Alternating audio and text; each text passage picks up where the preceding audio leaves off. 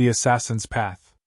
The meadow grass reached past Mira Underhill's knees as she ran, her small legs pumping with the boundless energy of a 10-year-old halfling who'd been cooped up all morning.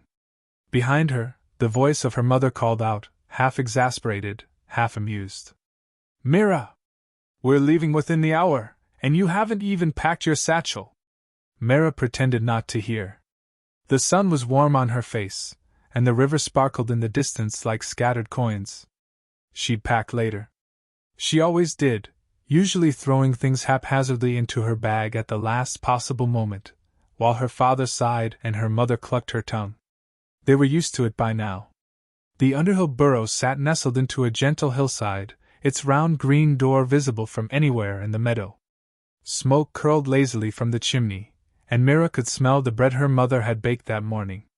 It was supposed to be for the journey, but Mira had already snuck 2 thick slices, earning herself a sweat with a wooden spoon. She was, by most accounts, a bit of a brat. 5 more minutes!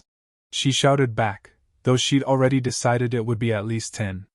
Maybe 15 if she could get away with it.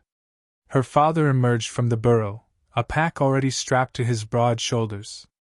For a halfling, Garrick Underhill was stocky and strong, his weathered hands calloused from tending the small farm that kept their family fed. He spotted Mira immediately, and shook his head with a knowing smile. "Your cousin Pip is bubbling over to see you," he called out. "Bet he's been ready since yesterday."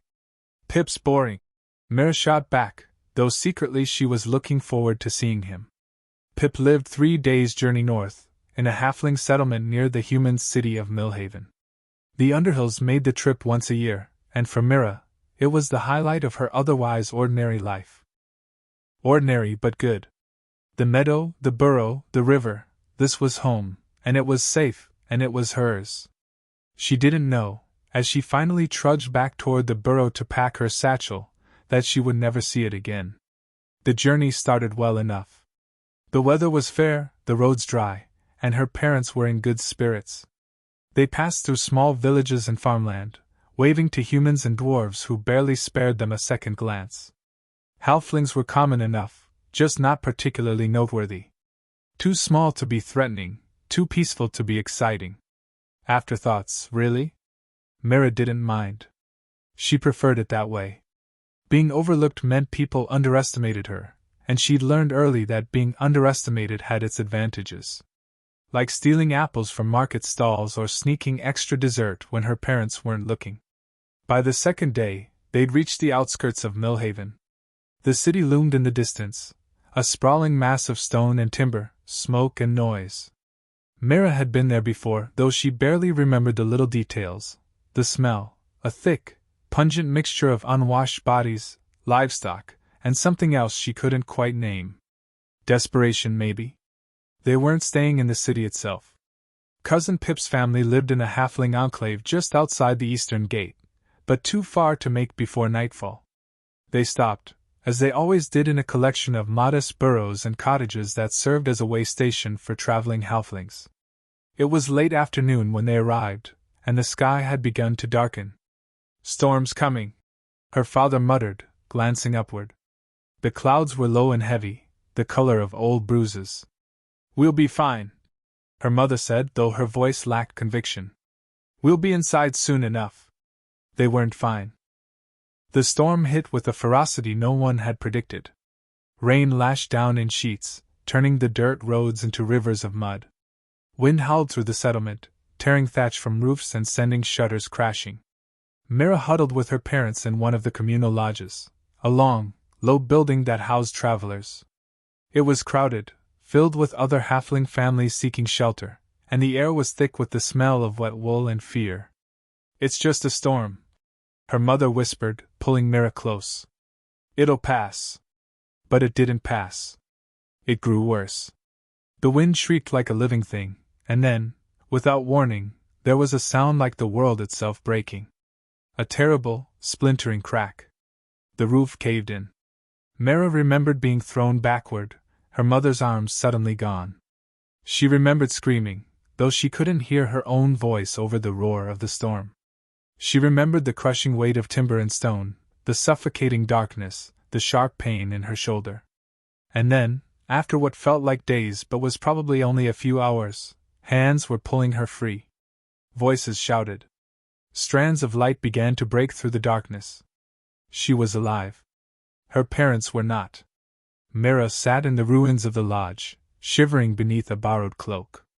Around her, survivors wept and searched through the rubble. Bodies were being pulled free, too many bodies. The storm had devastated the entire settlement. Homes were destroyed. Families were shattered. Someone tried to speak to her, a kind-faced halfling woman with tears streaming down her cheeks, but Mira couldn't hear the words. Everything was muffled, distant, as though she were underwater. Her parents were dead. She was alone. The next few days were a blur. The survivors were evacuated to Millhaven, packed into wagons and led through the muddy roads to the city. Mira went with them because she didn't know what else to do. She had no way to get home, didn't even know which direction home was. The meadow, the burrow, the river, all of it felt like a dream now, something that had happened to someone else. Millhaven swallowed her whole. The refugees were deposited in the Crook, the poorest district of the city, a cramped maze of narrow alleys and crumbling tenements. The halfling woman who tried to comfort her, Mira never learned her name, left her with a family who promised to look after her. They didn't. Within a week, Mira was on the streets. She was 10 years old, alone in a city that didn't care if she lived or died. So she learned to survive. At first, it was just stealing food. A loaf of bread here, an apple there. Her small size helped. She could slip through crowds unnoticed, her nimble fingers quick and quiet. When shopkeepers did catch her, they usually just chased her off with a shout and a curse. Halflings were too small to be worth the trouble. But as the weeks turned into months, Mira grew bolder. She started picking pockets, lifting coin purses from distracted merchants. She learned which alleys to avoid, which gangs controlled which streets. She slept in doorways and under bridges, always moving, always watching. And slowly, something inside her began to change. The girl who'd run through the meadow, who'd stolen extra dessert and ignored her mother's calls, that girl was gone. In her place was someone harder, sharper. Someone who understood that the world didn't care about fairness or kindness. Someone who understood that survival was the only thing that mattered. By the time Mira Underhill turned 11, she'd become one of the best thieves in the Crook. And she was only just getting started. 5 years in the Crook had taught Mira Underhill more than any school ever could. She'd learned that humans walking in pairs were harder marks than those alone. That merchants counted their coin at the end of the day, which meant midday was the best time to strike. That the city guard rarely bothered with petty theft in the Crook, they had bigger problems, and halflings were easy to dismiss. She'd also learned that being underestimated was the greatest gift her small stature could give her. At 15, Mira stood barely 3 feet tall, with a round, innocent face that still carried a hint of childhood softness. She used it ruthlessly. A stumble here, a wide-eyed apology there, and people never noticed her fingers slipping into their pockets or her hands palming items from market stalls. But the Crook had its hierarchies, and Mira had reached a ceiling. The real money, the jobs that paid more than a few coppers, belonged to the Velvet Hand, the crime syndicate that controlled most of the illegal trade in Millhaven's lower districts. For years, Mira had operated on the fringes, careful not to step on their territory, taking only what she needed to survive. That changed the night she stole from the wrong person. His name was Kedrick, and he was a lieutenant in the Velvet Hand. Mira didn't know that when she lifted the leather purse from his belt in a crowded tavern. She only knew he looked drunk enough to be careless, and wealthy enough to be worth the risk. She made it 3 blocks before they caught her. 2 men emerged from the shadows, moving with practiced efficiency. One grabbed her arm while the other retrieved the purse. Mira didn't struggle, she'd learned that lesson early. Fighting only made things worse. They brought her to a warehouse near the docks, a sprawling building that smelled of salt and rotting fish. Inside, lamplight cast long shadows across stacks of crates and barrels. Kedrick sat in a chair at the center of the space, his face no longer showing any trace of drunkenness. "A halfling thief," he said, his voice flat. How quaint. Mira said nothing. She kept her expression neutral, her body relaxed. Show fear, and they'd exploit it. Show defiance, and they'd make an example of her. Kedrick studied her for a long moment, then laughed, a short, sharp sound. You're either very brave or very stupid. Do you know who I am? Now I do, Mira said. And yet you don't seem particularly concerned. Would it help if I was? Another laugh, this one more genuine. Kedrick leaned forward, resting his elbows on his knees. How old are you? 15. And how long have you been working the crook? 5 years. Kedrick exchanged a glance with one of his men, then looked back at Mira. 5 years, and I've never heard of you. That takes skill, or luck. Which is it? Skill, Mira said without hesitation. Confident. I like that. Kedrick stood, walking a slow circle around her. Here's what's going to happen. You're going to work for me now. You'll do the jobs I give you, and in return, you'll eat regularly, sleep somewhere that doesn't leak when it rains, and get a cut of the take. Refuse, and well, let's just say the crook is a dangerous place for a lone halfling. It wasn't really a choice, and they both knew it. What kind of jobs? Mira asked. The kind that require someone small, quiet, and good with their hands. Kedrick stopped in front of her, his expression unreadable. Someone no one pays attention to. Mira considered this. She'd been alone for 5 years, scraping by, always one bad day away from starvation. The velvet hand was dangerous, but it was also powerful. And power meant survival. When do I start? She said. The velvet hand put Mira to work immediately. At first, the jobs were simple, pickpocketing specific targets, delivering packages, acting as a lookout during larger operations. Mira performed each task with quiet efficiency, never asking questions, never complaining. She quickly learned that the syndicate valued reliability above all else. As the months passed, the jobs grew more complex. Breaking into homes to steal documents. Planting contraband on rivals. Slipping poison into drinks. Mira did it all without hesitation, her expression as neutral as the day Kedrick had first caught her. She neither took pride in the work nor felt shame. It was simply what she did to survive. By 17, Mira had earned a reputation within the Velvet Hand. She was the one they called when they needed someone who could slip past guards, pick locks, and disappear without a trace. She was efficient, discreet, and utterly dependable. She was also becoming harder. The girl who'd once felt fear and loneliness had learned to bury those emotions. They served no purpose. Fear made you hesitate. Loneliness made you weak. So Mira pushed them down, deeper and deeper, until they were barely whispers in the back of her mind. The other members of the syndicate kept their distance. Some tried to befriend her, others made advances, seeing her as an easy target.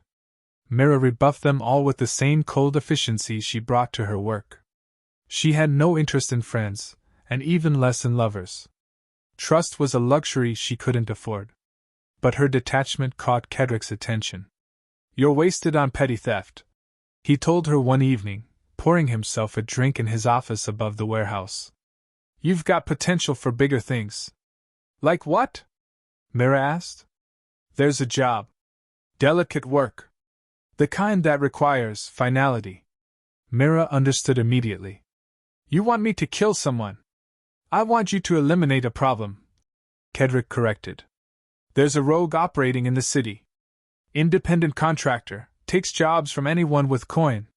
He's been cutting into our business, and more importantly, he's been asking questions about our operations. Questions that could be inconvenient. And you want him dead? I want him gone. How you accomplish that is up to you. Kedrick slid a piece of parchment across the desk. A name was written on it, along with an address in the tannery district. His name is Corwin Ash. Former soldier, competent fighter but getting old. Should be an easy mark for someone with your skills. Mira stared at the parchment. She'd hurt people before, broken bones, left them bleeding in alleys, but she'd never killed anyone. Not deliberately. I've never done this before, she said quietly. I know. Kedrick's expression was unreadable. That's why I'm giving you this job. Consider it a test. Pass and you move up. Fail. He shrugged. Well, Corwin's a professional. He probably won't kill you. Probably. Mira took the parchment, folding it carefully. When? Soon as you're ready. She nodded once and left. 3 days later, Mira stood in the shadows across from Corwin Ash's residence, a modest apartment above a cobbler's shop. She'd spent those 3 days watching him, learning his patterns. He was cautious, she'd give him that. He checked his surroundings before entering, varied his routes, and kept his windows shuttered after dark. But everyone made mistakes eventually. Tonight, Corwin was returning late from a tavern, his steps slightly unsteady. Mira waited until he reached his door, then moved. She was fast. 5 years on the streets and 2 with the velvet hand had honed her body into a weapon. She crossed the distance in seconds, a knife appearing in her hand as if by magic. But Corwin was faster. He spun, catching her wrist mid-strike, and in one fluid motion, disarmed her and pinned her against the wall. The knife clattered to the cobblestones. Well, he said, his voice rough but not unkind. That was sloppy. Mira struggled, but his grip was iron. Up close, she could see he was older than she'd expected, perhaps 50, with gray threading through his dark hair and scars crisscrossing his weathered face. The velvet hand sent you, he said. It wasn't a question. Mira said nothing. Corwin studied her for a long moment, then released her, stepping back. He didn't pick up her knife. You're what, 17? 18? 17. And they sent you to kill me? He shook his head, something like disappointment crossing his face. Kedrick's getting careless. I can do it, Mira said, surprising herself with the defiance in her voice. I'm sure you could. Eventually. Corwin crossed his arms. But not tonight. You're skilled, I'll give you that. Good footwork, quiet approach. But you telegraphed your intent 3 seconds before you struck. Against an amateur, that would have been fine. Against someone like me? Fatal mistake. Mira's jaw tightened. So kill me and be done with it. Why would I do that? Corwin tilted his head. You're too useful to waste. Useful? You've got talent. Raw, unrefined, but it's there. The velvet hand is squandering it on errands and muscle work. He paused. What's your name? Mira. Mira Underhill. Well, Mira Underhill, I'm going to make you an offer. You can go back to Kedrick and tell him you failed, and he'll probably have you killed for incompetence. Or, he smiled faintly, you can stay here, and I'll teach you how to do this properly. Mira stared at him. Why would you do that? Because I'm bored, and you're wasted potential. Also, he added, his smile fading, the velvet hand has been a thorn in my side for too long. Training there would be assassin seems like poetic justice. It was insane. He just disarmed her effortlessly, and now he was offering to train her. Mira's instincts screamed that this was a trap, that he wanted something from her, something she wouldn't want to give. But those same instincts also told her that Corwin Ash was telling the truth. What do you want from me? She asked carefully. Nothing you're not willing to give, Corwin said. I'm not interested in you that way, if that's what you're worried about. I'm a teacher, nothing more. You learn, you improve, and when you're ready you walk away. Simple. Mira considered this. The logical choice was to refuse, to return to the velvet hand and face whatever consequences came. But logic had never served her particularly well. Fine, she said. Teach me. Corwin nodded, picking up her knife and handing it back to her. Lesson 1, never drop your weapon. Lesson 2 starts tomorrow at dawn. He turned and walked into his apartment, leaving the door open behind him. After a moment's hesitation, Mira followed. Dawn came cold and gray to Millhaven. Mira woke on a thin bedroll in the corner of Corwin's apartment, her body stiff and her mind alert. She barely slept, spending most of the night watching the door, waiting for the trap to spring. But Corwin had simply gone to his own room and shut the door, leaving her alone. She still didn't trust him. Up! Corwin's voice cut through the silence. He stood in the doorway, already dressed, a bundle of clothing in his hands. Put these on. Your street clothes are too conspicuous. Mira took the bundle, dark, practical garments that fit surprisingly well despite her small frame. When she emerged, Corwin was waiting by the door, 2 wooden practice daggers in his hands. We'll start with the basics, he said, tossing her one. Show me your stance. The next 3 hours were humiliating. Corwin dismantled every assumption Mira had about her own skills. Her footwork was sloppy. Her grip was wrong. Her strikes telegraphed her intentions. Every time she thought she'd gotten it right, Corwin would tap her with his practice blade and shake his head. Again. Again. Again. By midday, Mira's arms burned and sweat stung her eyes. She wanted to throw the practice dagger at his face, but she knew that would only prove his point. You're angry, Corwin observed, lowering his weapon. Good. Anger can be useful, but only if you control it. Right now, it controls you. I'm not angry, Mira lied. You're seething. I can see it in the way you're gripping that dagger. He gestured to her white-knuckled hand. Emotion will make you hesitate. If you hesitate in a life-or-death situation, you die. The words hit harder than any of his practice strikes. The velvet hand taught you to survive, Corwin continued. I'm going to teach you to be exceptional. But first, you need to understand something. You're not a thief anymore. You're not even really a criminal. You're a tool, precise, reliable, and emotionless. Can you be that? Mira met his gaze. In his eyes, she saw no warmth, no paternal affection. Just cold assessment. It hurt, somewhere deep inside where she'd buried all her other hurts. But it also clarified things. Yes, she said. Then let's continue. The weeks became months, and the months became years. Corwin's training was relentless. Every morning began before dawn with physical conditioning, running through the tannery district's twisting alleys, climbing walls, balancing on narrow ledges.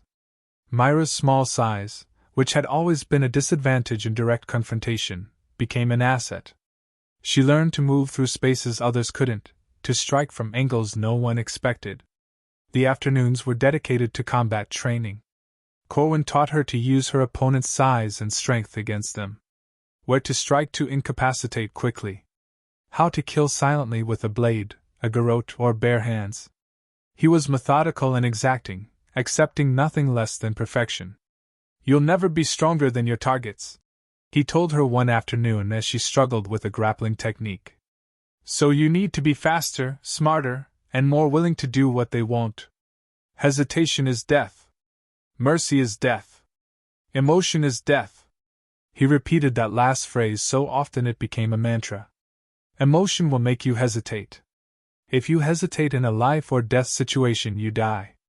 At first, Mira resented the coldness of it. But gradually she understood. Corwin wasn't trying to make her cruel, he was trying to make her survive. In their world, sentiment was a liability. The evenings were reserved for the subtler skills. Lockpicking, which Mira already knew, but Corwin refined her technique until she could open any lock in under 30 seconds. Sleight of hand, which she'd learned on the streets but which Corwin elevated to an art form. Disguise, observation, social manipulation.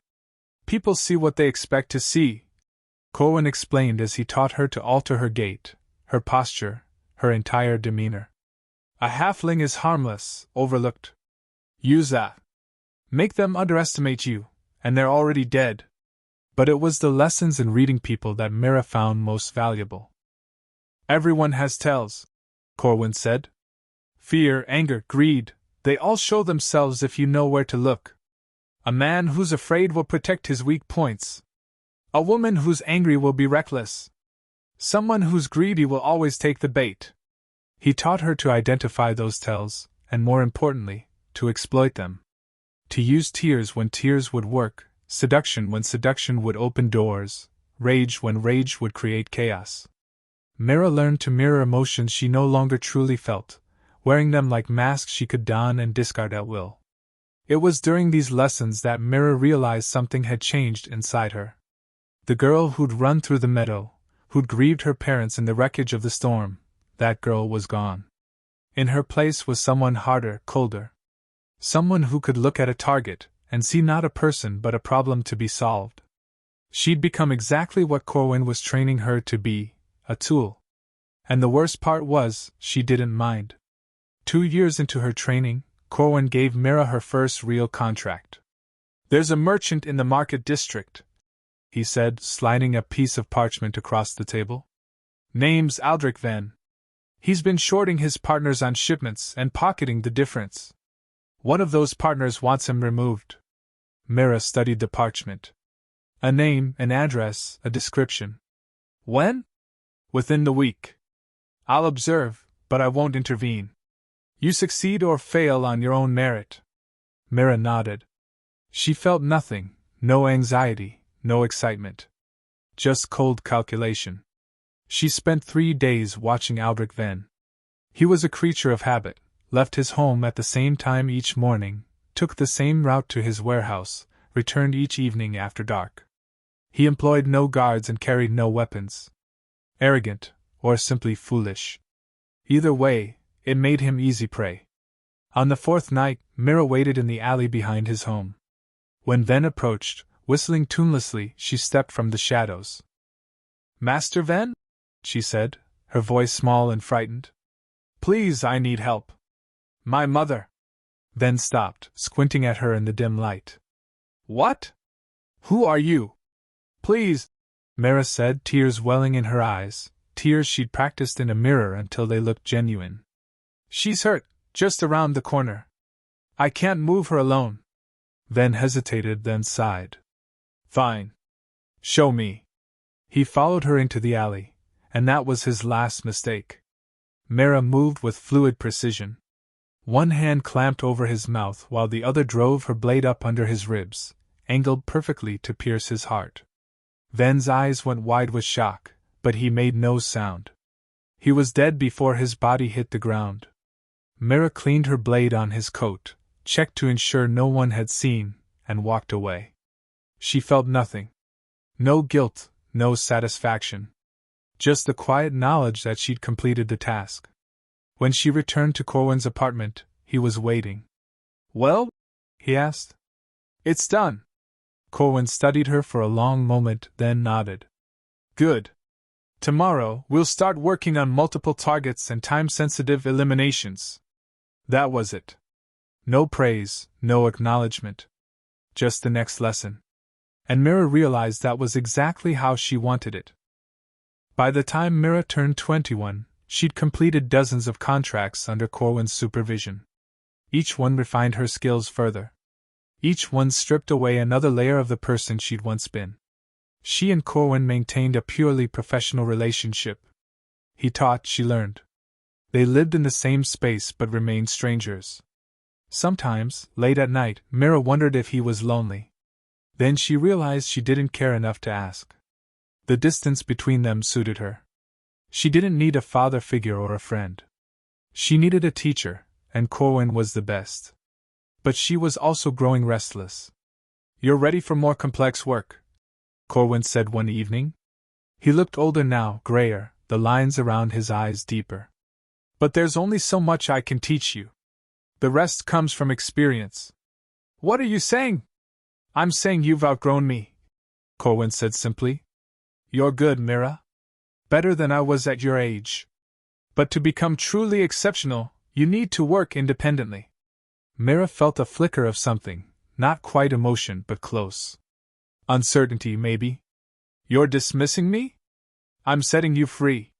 Corwin poured himself a drink, his movements slow. "Take contracts on your own. Build your reputation. And when you're ready..." He paused. "Consider approaching the Assassin's Guild."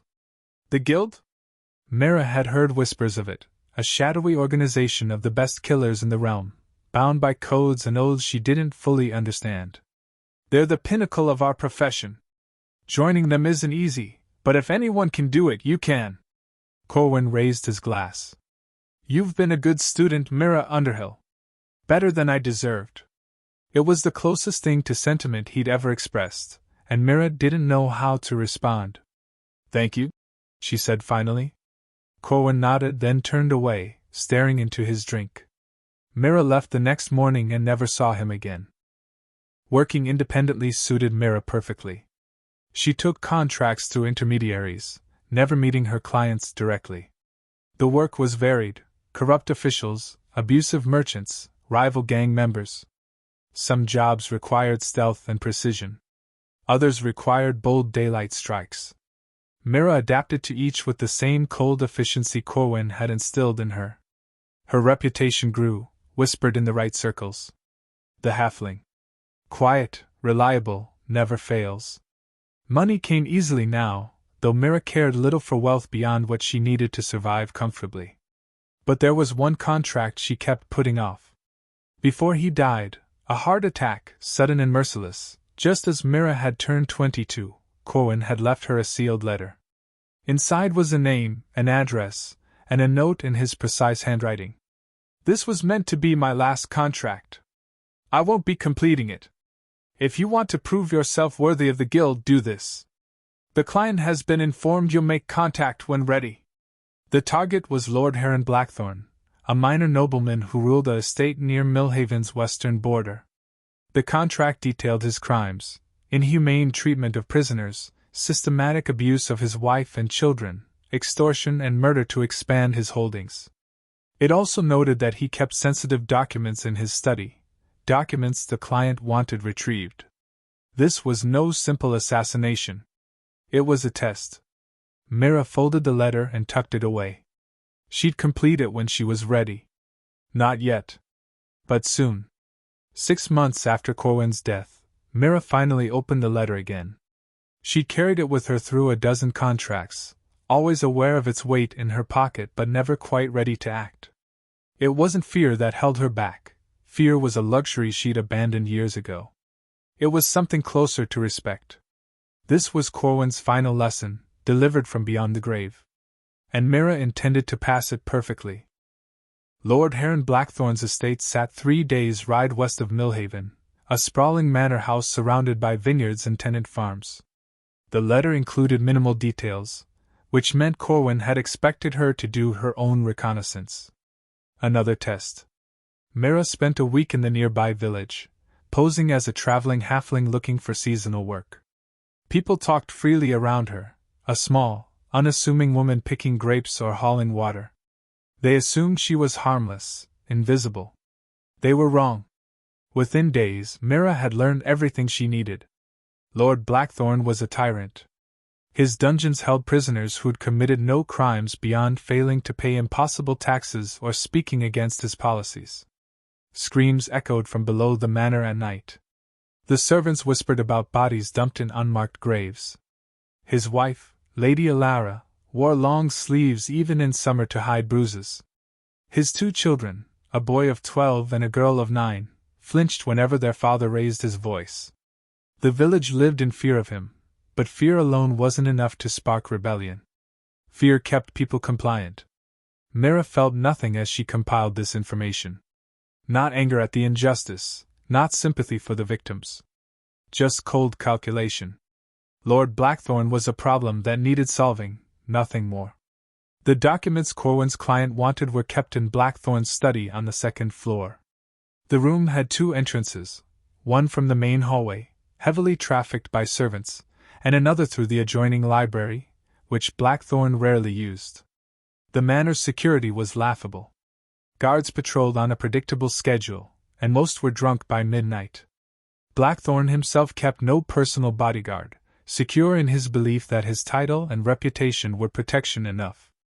Arrogance. The same flaw that had killed Aldrich Venn and a dozen others.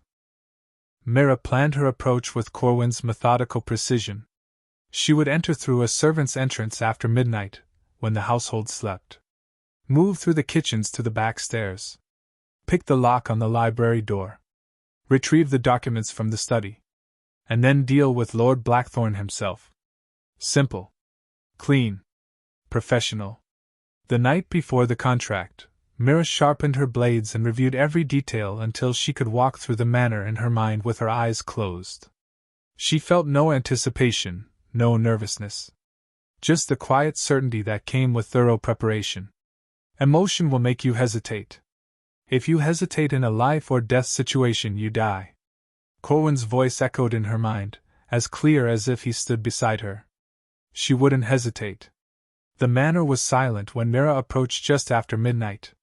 She moved through shadows like water, her dark clothing making her nearly invisible.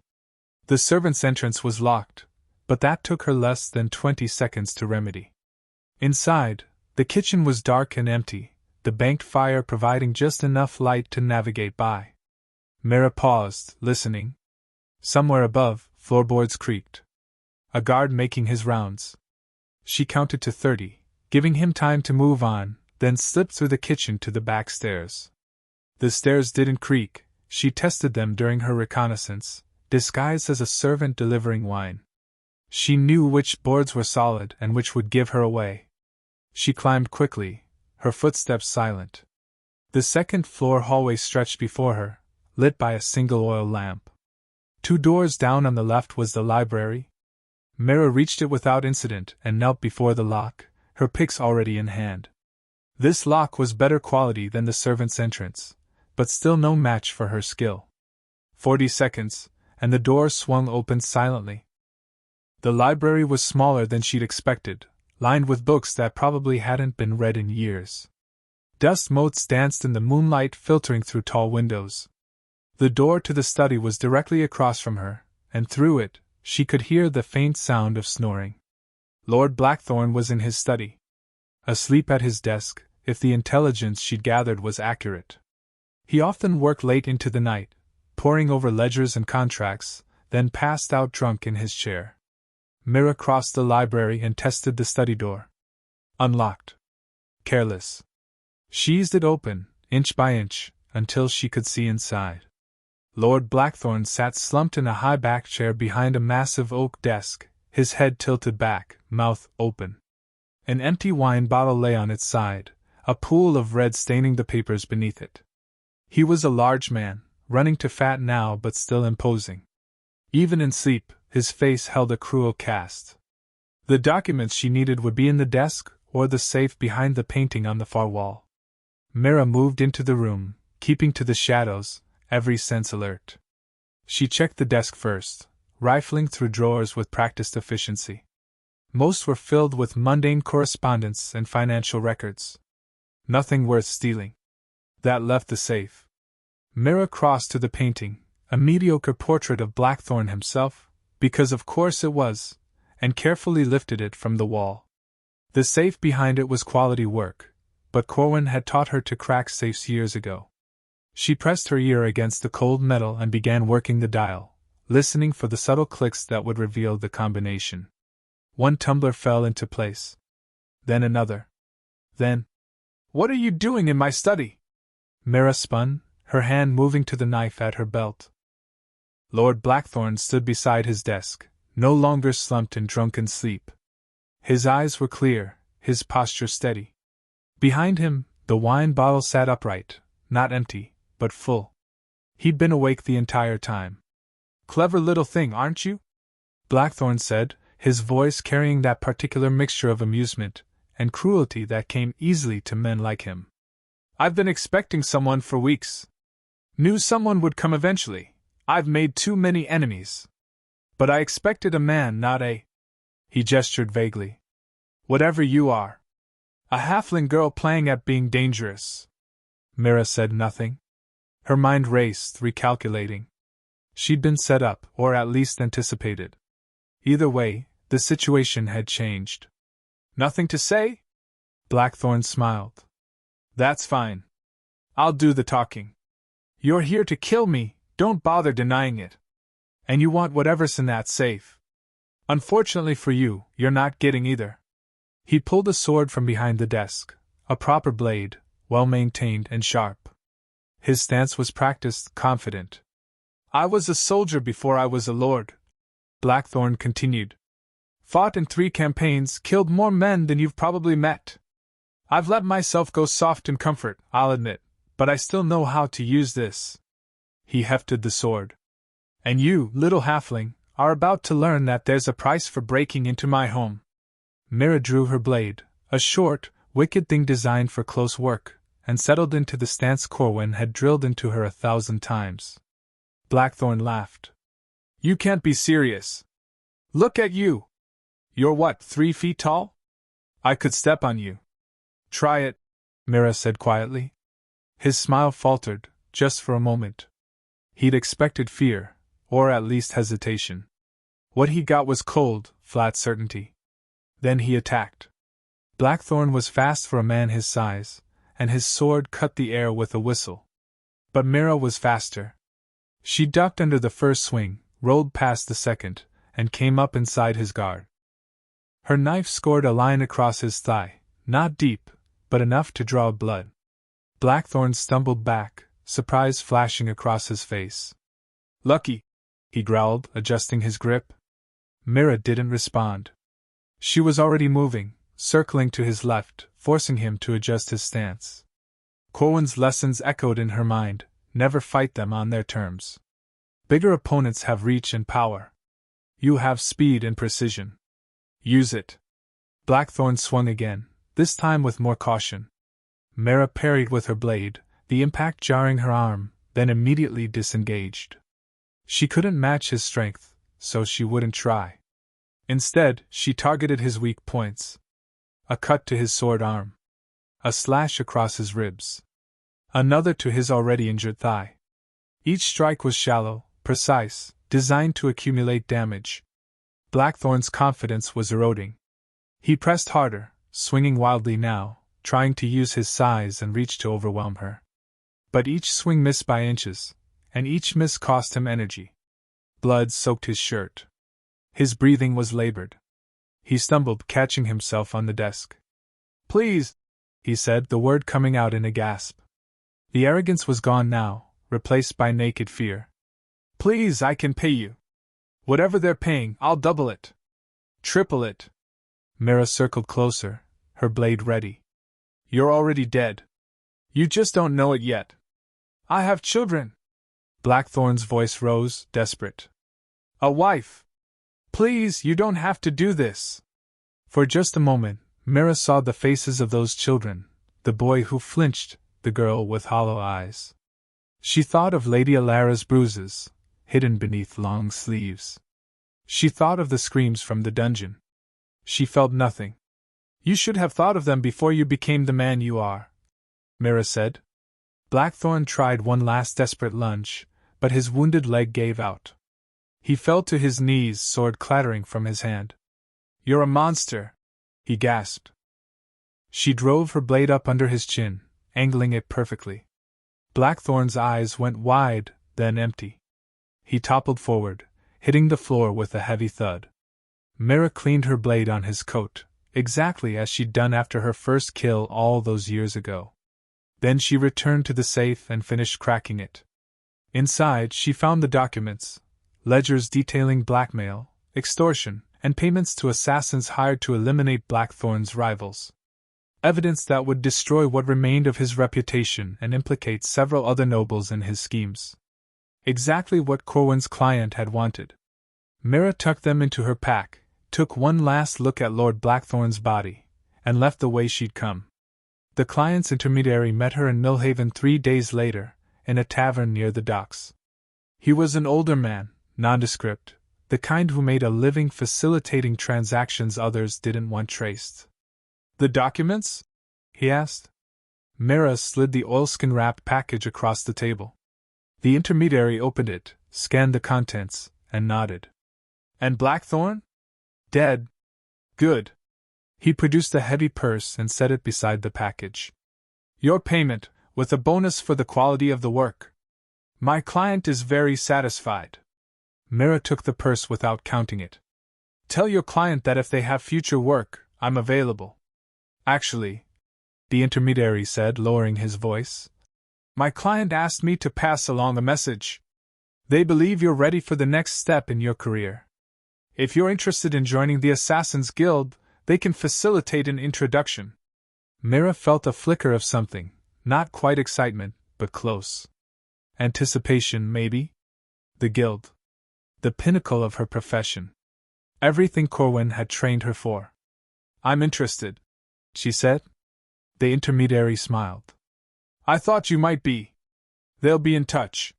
He stood, leaving the documents and disappearing into the tavern crowd. Mira sat alone for a moment, staring at the purse. She thought of Corwin, of the years of training, of every kill that had brought her to this moment. You've been a good student, Mira Underhill. Better than I deserved. I passed your test, she said quietly to the empty air. Then she pocketed the purse and walked out into the Millhaven night, already thinking about what came next. The guild was waiting.